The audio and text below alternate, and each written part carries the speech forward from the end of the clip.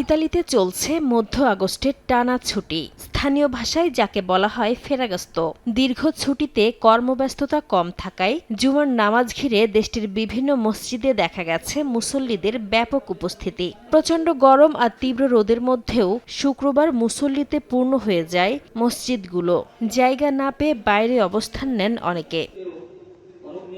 অতিরিক্ত মুসল্লির উপস্থিতিতে অনেক মসজিদেই ধারাবাহিকভাবে অনুষ্ঠিত হয় একাধিক জামাত। একসঙ্গে বিপুল সংখ্যক মুসল্লির জুমার নামাজ আদায়ের সুযোগ হওয়ায় সন্তুষ্টি প্রকাশ করেছেন ইতালি প্রবাসী বাংলাদেশিরা। গ্রীষ্মকালীন ছুটি থাকাতে আগস্টে সবারই ছুটি, তাই আমরা প্রবাসীরা বিভিন্ন ভেনিসের মসজিদগুলোতে একাধিক জামাত অনুষ্ঠিত হয়েছে।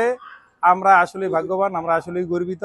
জুমার নামাজে আপনারা দেখছেন অনেক মানুষ, এই আনন্দ সবসময় আমরা দেশে পেয়ে থাকি, কিন্তু আজকে এখানে প্রবাসের মাটিতে একসাথে নামাজ পড়ে খুবই আনন্দ লাগছে। মুসল্লিদের বিশাল সারি মসজিদ নামাজ শেষ করে আসতেছে, এটা আসলে প্রবাসের মাটিতে আমাদের ইসলামের টান, আমাদের দিনের প্রতি যে ভালোবাসা, দিনের প্রতি যে টান, সে টানেরই একটা অংশ।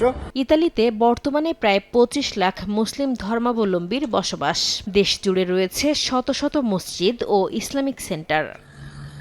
সময় সংবাদ, ইতালি।